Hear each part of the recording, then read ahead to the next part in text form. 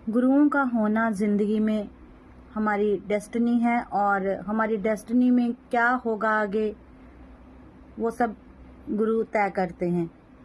किसी ने मुझसे पूछा कि आंटी जी हमें कैसे पता चले हमें गुरुजी ने एक्सेप्ट कर लिया है, गुरुजी हमारी ज़िंदगी में है और गुरुजी ने हमें चुन लिया है, कैसे फील करें हमें कैसे पता चलेगा कि गुरुजी का हाथ हमारे सिर पे है।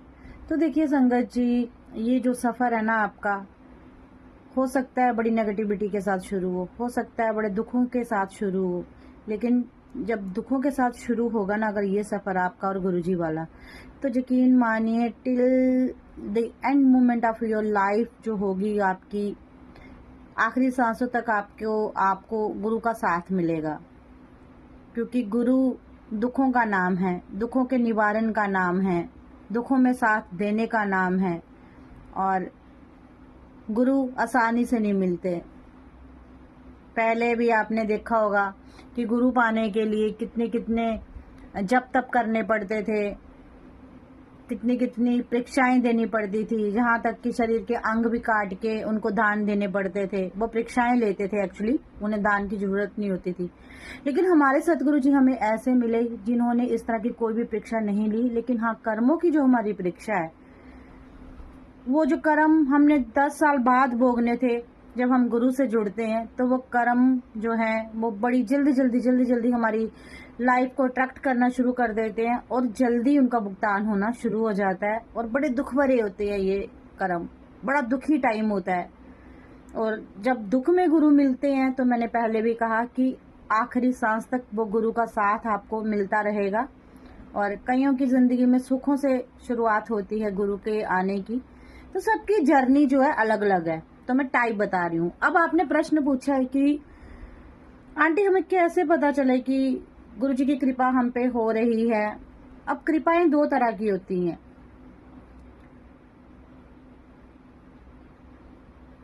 तुरंत कृपा, देरी वाली कृपा, असीम कृपा, टाइप्स हैं ये, है ना। आप बोलोगे अनुराधा आंटी कैसी बातें कर रही है।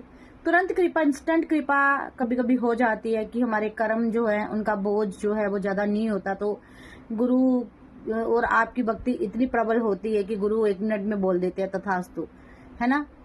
तो तुरंत हो जाती है, लेकिन वो फॉर एवर नहीं रहती, क्योंकि बंदा जो है अपने ईगो में होता है, अपने अहम में होता है, क्योंकि उसने ईजिली रब को पा लिया होता है। तो वो कृपा मैं नहीं कहती कि वो फॉर एवर होगी या रहेगी, और जाएगी किसके कारण, उस इंसान के कारण जिसको तुरंत मिली है। तो तुरंत कोई भी चीज मिलती है तो उसकी हमें वैल्यू नहीं होती, याद रखिएगा। और असीम कृपा क्या है? असीम कृपा ऐसी है कि इतनी कृपा कि आपको लाखों दुख आए हैं, आपने तब भी गुरु को याद किया है, आपके सुख आए हैं तब भी गुरु का नाम लिया है, आपके जीवन में बड़ी बड़ी परेशानियां आई हैं, इधर तक कि आपने परिवारों के सदस्य भी खो दिए हैं, तब भी आपने गुरु को याद किया है। तो जब इस दौरान आपकी भक्ति जो होती है गुरु के लिए असीम होती है, जिस तरह उसी तरह गुरु की कृपा भी असीम होती है आप पे। और अब आपको कैसे पता चले? देखिए, आपके चेहरे पे नहीं लिखा होगा कि आपके ऊपर गुरुजी की कृपा है, आपके कपड़ों पे नहीं लिखा होगा कि आपको गुरुजी ने चुन लिया है। अरे गुरु का मिलना और गुरु ने आपको चुन लिया, ये तो एक अनुभव है, एहसास है आपके मन के भीतर का। आपको एहसास होगा कि मेरे गुरु ने मुझे चुन लिया है और मेरे साथ मेरे गुरुजी हैं। अब वो एहसास कैसे लाना है, वो वही आपकी भक्ति पर निर्भर करता है कि आपकी भक्ति किस तरह की है, आप कैसे भक्ति कर रहे हो। और भक्ति करने से मेरा मतलब बिल्कुल भी ये नहीं है कि आप घंटों जोत, धूप बत्ती, अगरबत्ती पूजा करते रहो, जप तप करते रहो, ना ना ना ना ना, बिल्कुल गलत। भक्ति का मार्ग अलग मार्ग है, और भक्ति में आता है सबसे पहले आत्माओं का खेल। आत्माओं को मत दुखाओ, दिल को मत दुखाओ, भले ही आप कोई घंटी, कोई ताली, कोई नवेद, कोई पुष्प, कोई जोत, कोई दीप बाती ना करो, दिल मत दुखाओ, किसी को मत तड़फाओ, किसी को अपशब्द मत कहो, किसी को सताओ मत, किसी का मजाक मत लो। अब कोई भी दान पुण्य मत करो, इस तरह के कार्य भी अगर आप करते हो ना, एक इंसानियत के नाते सहानुभूति दिखाते हो, दया करते हो, किसी की तकलीफ को देख के आपके भी आंसू निकलते हैं, तो वही सच्ची भक्ति है। आई होप मैं आपको समझाना जो चाह रही हूँ वो आप समझ रहे हैं कि नहीं, पर मेरा अपना ही एक अलग तरीका है और ये तरीका मेरे अंदर भी खुद नहीं आया, मैं भी ऐसी नहीं थी। ये मेरे गुरु की भक्ति ने मुझे सिखाया है, जो वही मैं आपके आगे साझा कर रही हूँ, वही मैं आपको दे रही हूँ जो मुझे मेरे गुरु ने दी है। देखिए, जब गुरु आपको चुन लेते हैं तो सबसे पहले आपकी जिंदगी में बहुत बड़े बड़े बदलाव आते हैं, और बदलाव जरूरी नहीं कि सुखों से ही शुरू हो और उसका अंत भी सुखी हो सकता है दुखों से सुखी हो शुरू हो आपके बदलाव आपकी लाइफ के, और अंत उसका बहुत सुखी हो, है ना। सबकी जर्नी जैसे मैंने कहा पहले कि अलग अलग है। तो जब गुरु आपको मिलते हैं तो सबसे बड़ा मेजर बदलाव आपके इर्द गिर्द का दायरा जो है संगत जी, वो छोटा होता जाएगा। आपके आसपास जो भीड़ लगी रहती थी ना, झूठे मक्कार लोगों की, झूठे रिश्ते नातों की, जिनकी झूठी तारीफें सुन के हम खुश होते थे, जो साथ में तो हमारे होते थे लेकिन एक्चुअली में वो साथ होते नहीं थे, वो हमारा मजाक ले रहे होते थे, वो हमारा तमाशा बनाने की सोच रहे होते थे, वो हमारा बुरा करने की सोच रहे होते थे, बस दुनिया के सामने आपके साथ होते थे। तो सबसे पहले इस गंदगी को गुरुजी महाराज दूर भगाते हैं आपकी जिंदगी में से। तो जब धीरे धीरे आपकी जिंदगी में ये घटनाएं घटना शुरू हो जाए, आपकी जिंदगी में ये गंदगी दूर होना शुरू हो जाए, तो जान लीजिए कि आपको गुरु ने चुना है और गुरु आपको अकेला कर रहे हैं। जब आपके प्लान आपके मुताबिक नहीं चल रहे, आपने सोचा कुछ है, हो कुछ रहा है, आपने सुख मांगा है, मिल दुख रहे हैं, दैट्स मीन आपको गुरु ने चुना है और वो अपनी प्लानिंग के अकॉर्डिंग आपको चला रहे हैं। हमारी प्लानिंग हमारे सुखों को लेकर होती है, उसमें सिर्फ और सिर्फ हम खुद का सोचते हैं और सिर्फ सुखों की अभिलाषा करते हैं, लेकिन रब की प्लानिंग होती है कुछ और। वो तराशते हैं हमें, अपना सेवक चुनने के लिए वो हमें तराशते हैं, ताकि उनका ये सेवक आगे जाके मिसगाइड ना हो जाए, गलत राह पे ना चला जाए। क्योंकि अच्छा सेवक जो होता है ना, अच्छा सेवक वो रब को भी चाहिए होता है। तो जो रब को पसंद आ जाता है ना, तो रब उसको तराशते हैं और अपने मुताबिक चलाते हैं।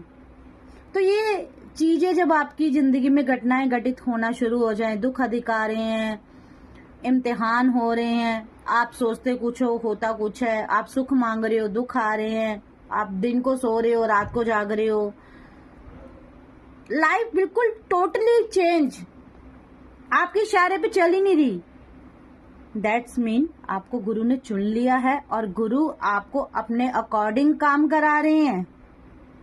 अब हमारा रिमोट कंट्रोल जो है जिंदगी का हमारे गुरु के हाथ में है। अब ऑफ ऑन गुरु करेंगे, पावर मोड गुरुजी बदलेंगे। कब हमें हंसना है, कब हमें रोना है, कब हमें दुखी होना है, कब हमें सुखी होना है, कब हम किसी के खाएंगे जाके, कब किसी को खिलाएंगे, सब प्लानिंग गुरुजी की है। कहाँ जाएंगे, कब उनके दरबार का बुलावा आएगा। आपने सोचा मैं आज गुरुजी के दरबार जाऊंगी, लेकिन ऐसी परेशानी बन जाती है, नहीं जा पाते आप। और जब गुरुजी का बुलावा आया है, दूसरे दिन आप पहुंच जाते हो जब आपकी बिल्कुल भी तैयारी नहीं थी। तो ये क्या है, ये सब गुरुजी की प्लानिंग्स है।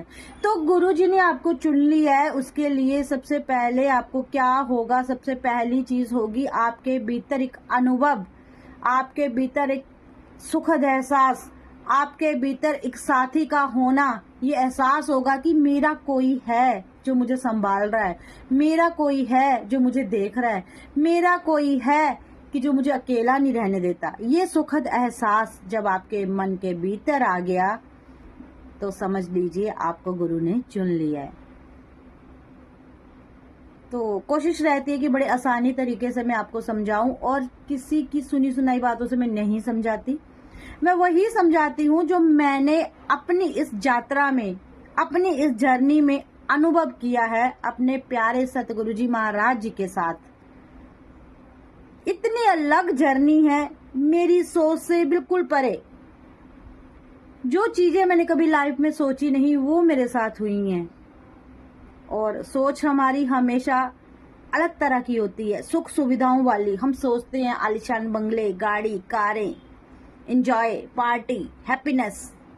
लेकिन जिंदगी का जो असल मायना है वो हमें हमारे सतगुरु जी महाराज दिखाते हैं। वो हमें तराशते हैं, वो हमें तैयार करते हैं इस रंग बिरंगी दुनिया से लड़ने के लिए, इस रंग बिरंगी दुनिया में चलने के लिए।